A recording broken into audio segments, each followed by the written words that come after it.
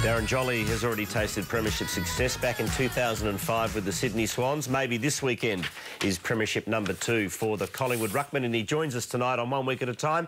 Appreciate it, Darren. How are you? How'd you pull up?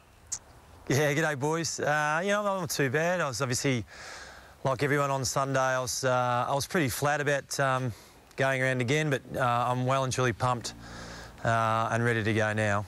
Who got out of jail, yourselves or St Kilda? Look, I suppose in the end, St Kilda had the momentum going forward with it, but, it was no secret that we didn't take our chances in front of goal, and that probably hurt us a little bit in the end. But, look, we'll take a draw and go around again and hopefully rectify what we did this week. Darren, were you worried about the match review panel because they gave you the all clear with that hit on Justin Kosicki? No, look, I wasn't worried at all, Rob, to be honest. I didn't think anything of it. I just thought that I probably got him a little bit high with spoiling the ball, but it wasn't intentional. I didn't think that he knew that he got the free kick as well, so I think they got it right in that instance. And Darren, did you actually see Michael Gardner go down, or were you aware that he did an injury before he went off?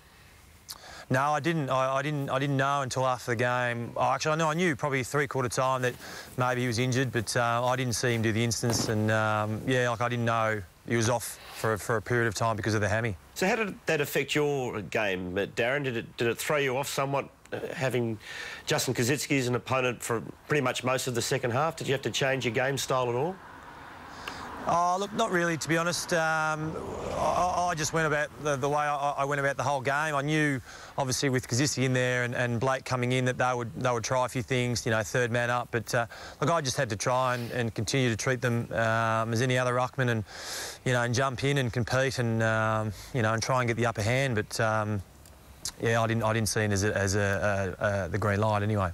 Darren, you've had to carry the first ruck at Collingwood this year. You've done it so very well. Lee Brown's given you great support. Roughly what percentage of the game would you ruck? I think normally probably about 75, 80%. I don't really know how much it was on the weekend. It felt like a lot more, but that's probably about it. Hey, Darren, did there come a time, obviously Nick Maxwell spoke after the game and you could just see his disappointment at being so fatigued and he had to come back again next week. Did there come a time out on the ground or once you got down into the rooms, or was it the function you had after the game where you all got together and you thought, right, we're attacking this in a positive manner and we're going to go and win this again next Saturday? It probably wasn't spoken about until Sunday morning at recovery. Mick spoke after the game, about going out to the function on Saturday night, and thought it was a good idea to go out and just spend the time with your family and, and have a relax at Crown. And it was a good idea to go out and just spend some time and try not to think about it too much. And it was spoke about on Sunday morning. We all had a meeting and spoke about the week. And naturally, blokes are going to be, flat for a few days about doing it all again, but I can guarantee you now, training today, the boys were pumped and fit and ready to go. I reckon it's really good that you went out and spent the night with your supporters, your sponsors, your board and your teammates, and I think above all you stuck with your teammates on Saturday night. Obviously the function was planned, as it turned out, win, lose or draw, so well done to the Magpies on doing that. You played under Ross Lyon. He was probably your midfield coach when you were at Sydney. And, of course, you won a premiership 5 years ago. So I guess you'd have a bit of an idea on how he coaches. Can you give us a secret or two? A secret or two? Not really. Ross, he's obviously a very experienced coach, and he learnt a lot from Roos in the way they play. And look, we knew on the weekend it was going to be a really hard, contested style of footy and a lot of stoppages, and I think in the end it was a lot of stoppages compared to normal. So, look, we're going to expect that again this week. We're not holding back, and, at least I suppose the good thing that we know that, we've played them, obviously this will be the 4th time this year, so we know how they go about it in their plays, and as I said, we'll rectify what we did on the weekend for this week. Talk us through after the game. It was a weird set of circumstances. The rooms were flooded. You had to go to the other side of the MCG, and you hung around there for a while. Then you had to make all the way back through the underground car park and bare feet and match gear still, and then get in your cars and go to the Westpac Centre. It was all a bit odd. Yeah, I think there was a bit of a sewage problem down in the rooms after the game for both teams. So, yeah, we had to trek over across to the other rooms, and then we had no gear, so someone had to go and get our bags, and yeah, it was a fun experience. But we managed to get over onto the cars and back to the Westpac. Darren, obviously, I was in the Norm Smith voting, and Dale Thomas I felt was the best player for you guys. But Nick Maxwell, your captain, you've played under some great captains in Brett Kirk and Barry Hall and the like at the Sydney Swans. But where do you rate Nick Maxwell in terms of his leadership off the field? Yeah, he's certainly up there with the best of them. His leadership, not only at the club but obviously on the field, is outstanding. And what he did on the weekend was, he single-handedly, just took it upon himself to fight tooth and nail to get the team across the line. But I thought he was outstanding. And as you mentioned, Dale Thomas played a fantastic game, and hopefully, those two boys, along with the rest of us, can get up and support them and get over the line this weekend. Darren, we're looking at a bit of vision of Nick Maxwell. He's just taken a ripper mark out on the wing. There's only a couple of minutes left on the clock. And I just thought it was really good thinking by the captain, because he knew they had to get that goal.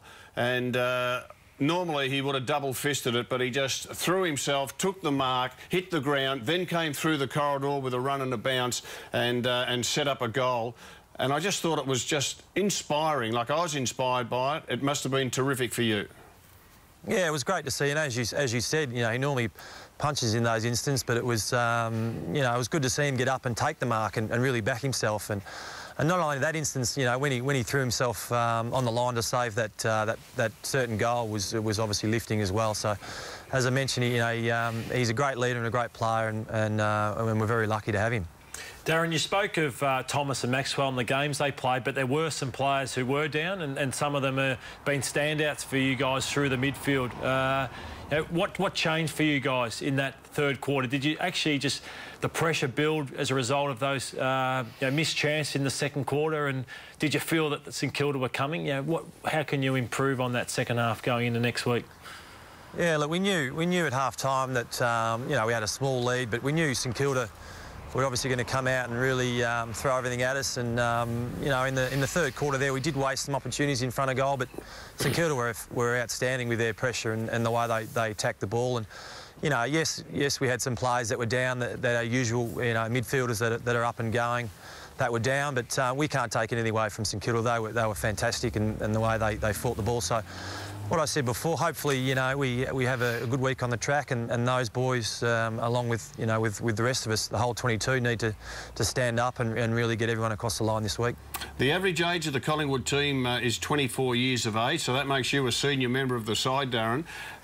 St Kilda's average age is 27, and I just see the window of opportunity for Collingwood to win premierships and be in grand finals is opening now, and I think it'll be there for 3, 4, 5 years, which is pretty exciting for you. You had a lot of your teammates, in fact, I think there were 8 who'd played 50 or less games going into that match, into that grand final. That's got to be a fantastic experience for them to, come through it and have a chance a week later to be on the winning side.